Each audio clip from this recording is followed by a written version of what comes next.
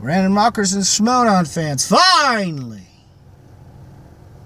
The Random Rocker has come back to talk to you about the Schmoedown. Also, side note, Stevie Wonder can sing again.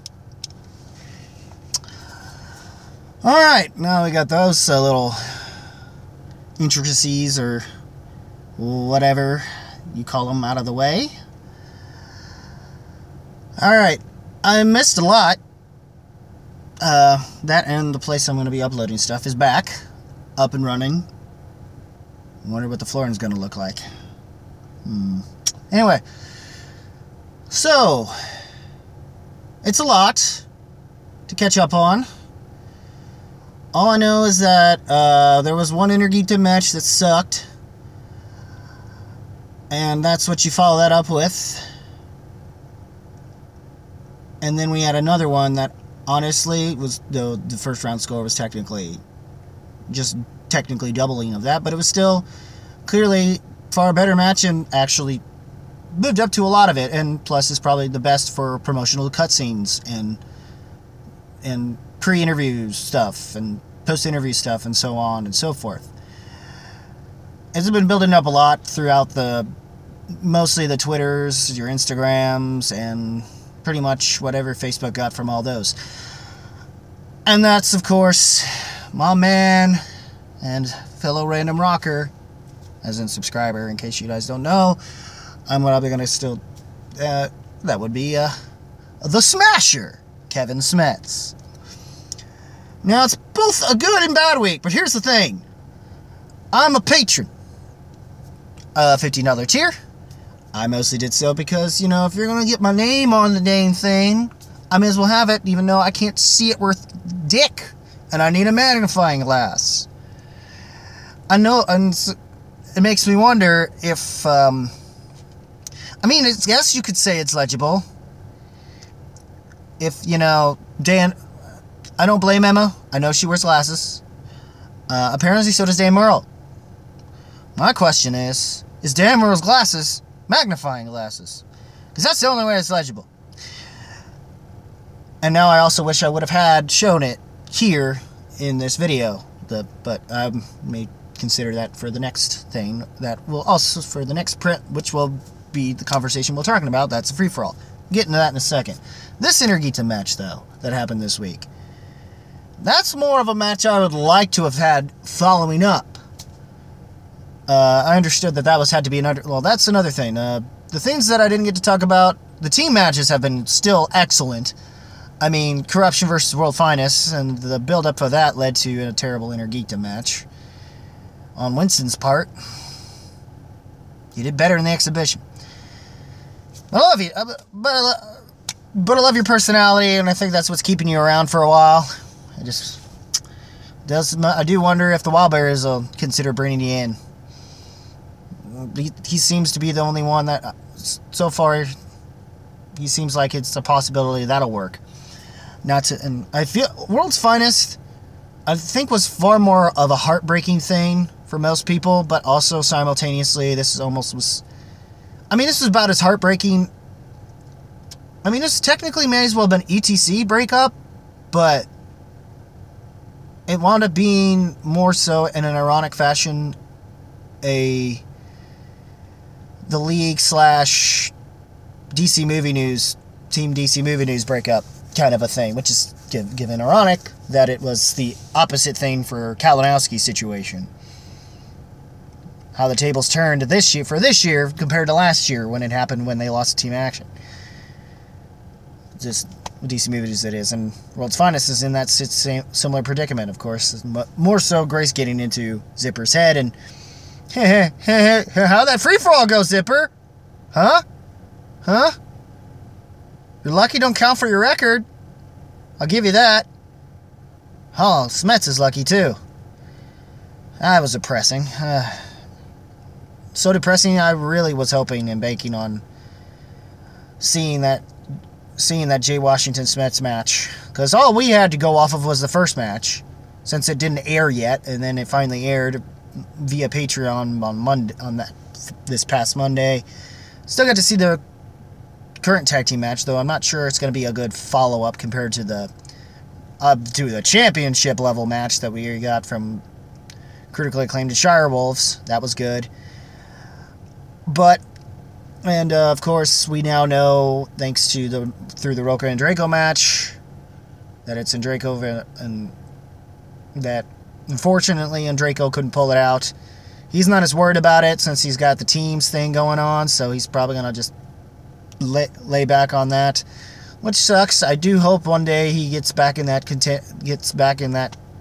gets a chance to finally be one of the, not wind up a Rowdy Piper and actually, you know, at least get to have the belt at least once. He deserves that at least, even if he isn't able to retain it. Though I would prefer it, given all the bullshit he had to go through. It would have been nice. It just depends on who he winds up facing, if that were the case.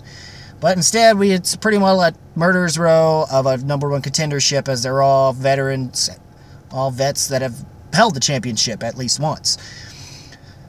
And Ethan Irwin, which is going to be Ethan Irwin versus William the Beast Bibiani versus John Roca. Also, speaking of the Beast, apparently I made a new fan of the Schmoedown, and apparently a fan of the Beast. And possibly critical acclaim somehow, which is cool. He was kind of bitching about him. I need to show him the matches, the Smiths matches, so I get him to shut up though, because all he had to go off of was the free-for-all, which was not the best showing for Smets. But you know, at least that's why it was nicer that I got to see the stream first before I saw this. Oh, that was rough. I mean, seeing that was a little rough, but you know, since it doesn't, I'm not worried about it. As long as it doesn't like affect him in future matches, I'll be okay. Smet, don't let it get to your head, man. If you're watching this, stick with what you've been pulling off between Jay and them, and yeah, Navarro show up, or better yet, you know, give him someone that's actually at least been in a championship match at the very least. You know, like what happened to Donica? That'd be great. That'd be great. I'd see that. You know, nobody thought of Donica. That'd be cool. Just don't give him like, I mean, that Dave Moore kid was good though. Somehow held up better than Washington. But I will say that's the thing, including Ethan. Somehow Jay's managing skills is, in terms of how he handles promos and stuff, and bringing a certain personality to Ethan Irwin, and giving him a little bit of an edge. Even though Jay supposedly is supposed to be heel, but I guess he's sort of face turned, but still keeping that edge to him. So I guess kind of sort of tweener, and I guess you could sort of say that about Ethan at this point. I mean, I guess between working with Jay and, you know, having lost the title, I guess you'd have a little bit of a fire under your ass. So, especially when he started cutting him off, that was funny. Oh, it was worth a few chuckles, and then just the match itself. That, at least you could, despite Smets not having a perfect round, but having an 8 out of 10 is still not bad. However, he knew he wanted to make sure what happened in the last match that led him to having TKO didn't happen. He got lucky that the other guy just couldn't answer his first question. He got lucky, but he knew that if with Jay that he didn't want to get him into round 3. That's for sure. He'd probably have a better shot of knowing some stuff in comparison. So he didn't want to, I think he knew that enough to not risk it. So he used his repeat, which is something I don't think he did before. He thought it through, and he made sure he knocked him out. He's got one TKO and 1 knockout on his ass. And just good on them, good on Kaiser.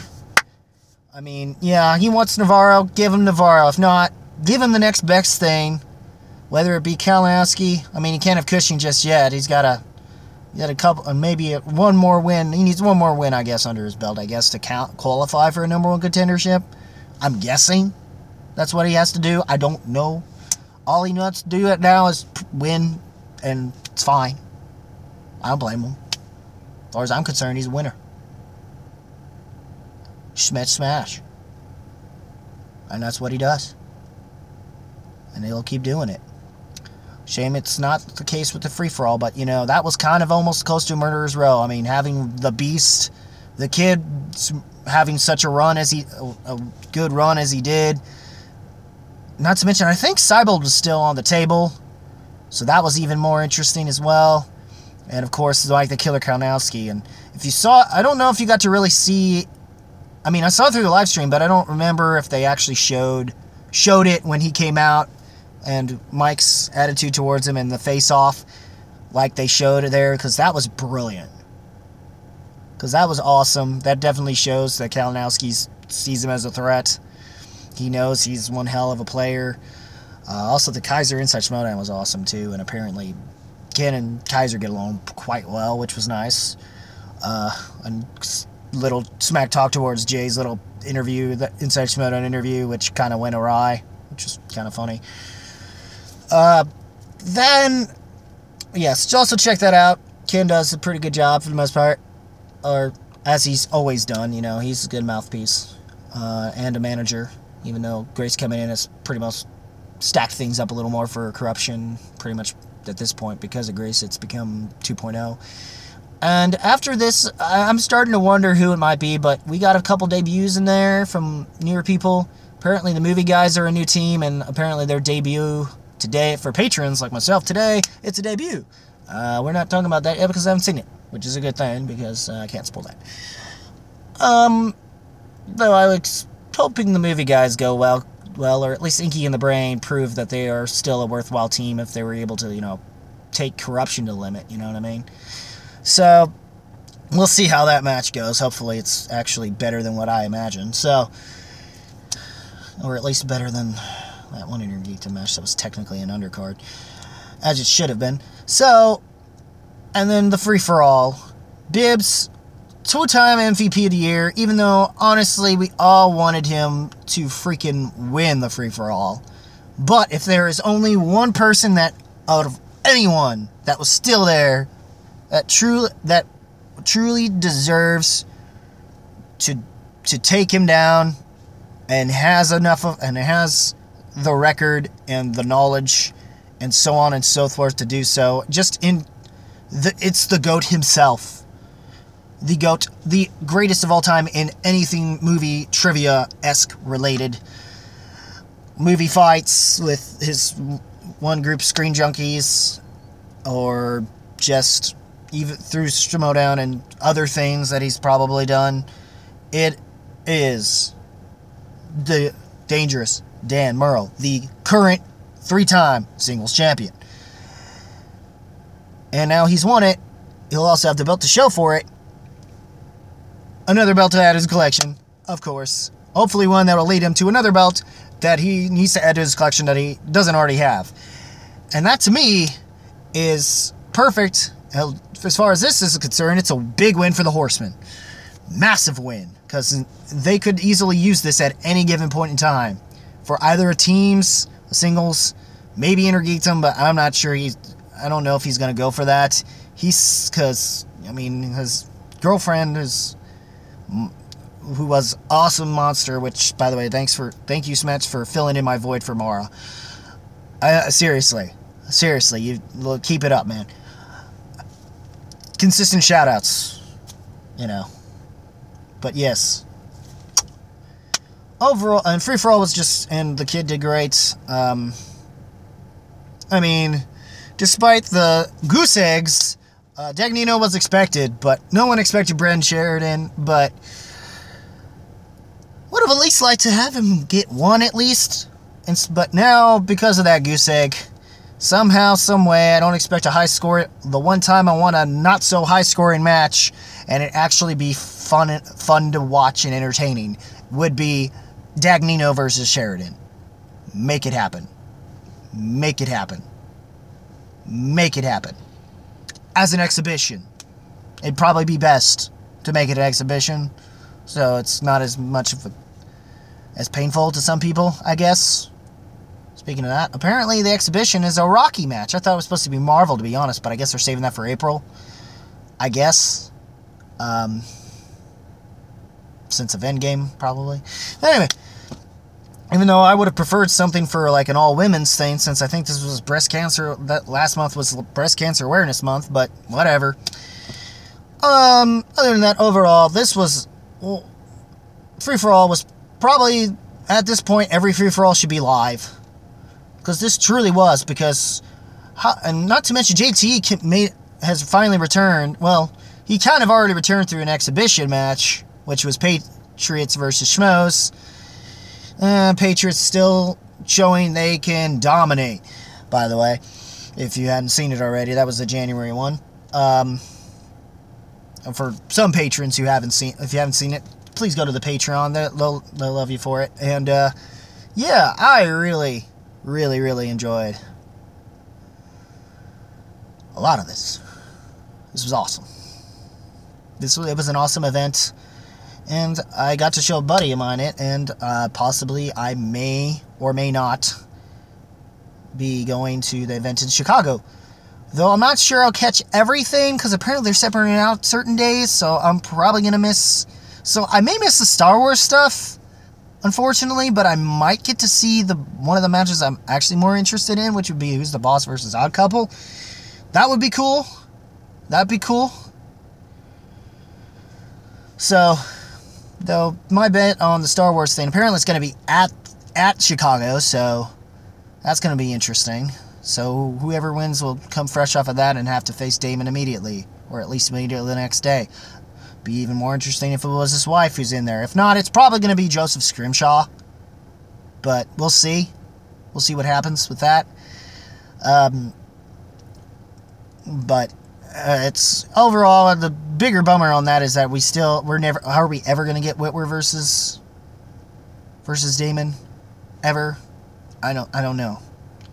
But yeah, that was one of these days. If we're lucky, it might be a Schmoedown this year. We'll see. We'll see. That'll definitely be a good idea to top Badger season, if not maybe Collision. If that's even going to be... Well, Collision could wind up being a live event, or they could kind of give it the Schmoedown Throwdown treatment. We'll see what they do. Overall, the free-for-all was great. Dan Murrell winning that title, winning the free-for-all was pretty cool. I mean, knocking through to a double sudden death and Bibbs staying in there. Apparently a good total of 30 rounds, if you include both sudden deaths. Hard to beat that record. I don't even know if he's going to be able to top that, but a lot of people, if there was ever a moment for people to, because he wanted to try to make people like Bibbs, and my buddy already immediately liked Bibbs. Just immediately when he saw it, he liked Bibbs, but he knew Rachel Cushing was a monster, but he wanted to see her, he wanted to see her out of it. Or at least to have her not miss a question, which Bibbs didn't, but but there was just something to Bibbs, I guess. Like he wanted him to win. I told him that he was an MVP and lasted pretty long in the last years or something, and he just, I don't know, there was something to Bibbs that got him hooked. Or at least he must have loved the entrance he brought in. $4. Almost a kind of a reference to that when a lot of cool entrances too. I mean, Brienne got to come back for a little bit, at least for the free-for-all. John Humphrey was number 40. That was cool. Brett Sheridan's before that was cool, even though, he didn't get anywhere. But, of course, that for a while, after Roca left, that middle seat was like a curse. And it seems Stacey Howard, of all people, managed to hold her own at least for 2 rounds to make that curse broken for, like, temporarily. Like a temporary seal against it type of thing. Just power corruption. Anyway, but that's... Other than that, I think I've said everything I've already said. Alright, that's... Yep. It's long, but given free-for-all is long too, and, I wanted to kind of gawk and also feel upset with what happened with Smets. Sorry to Jay, but, cool. I subscribe to you, but, you know, I get it in terms of, I get it that you had to call him out, you know, for certain reasons, storyline-wise purpose, but, I mean, no, I've seen how good a monster he is, and anyone who's probably has in the fan leagues, which I never really did get to, and I feel, now as of these past 2 matches, I sincerely regret it, but yeah, you better earn his respect, even though I understand Kaiser not so much, but, you know, as long as he still hangs himself around Smets, he's good. He's good in my eyes. And does his thing. He comes in hot. At least he knows how to smack talk. And who better than Jay? And those two have been going at it. And Smets has been trying, and you can tell Jay's smack talk on him is just, oh God. We had a good week. All in all, this past week was a good week at Schmoedown. It's not like we didn't have a good week last week if you just exclude that one Intergeekdom match the week before prior to that, and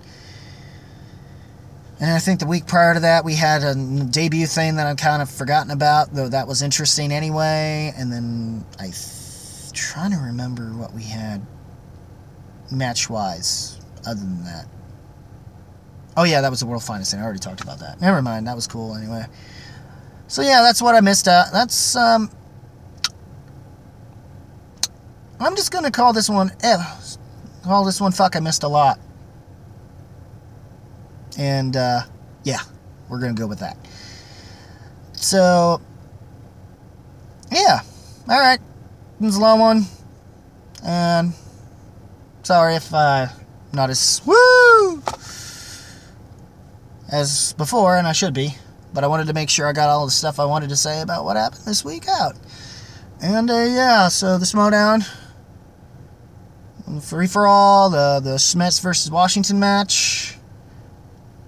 What did y'all think about it? Leave a comment below, let me know. Also, Jen Kemp also made a return, and I'm starting to think that maybe she might be Stacy's new partner.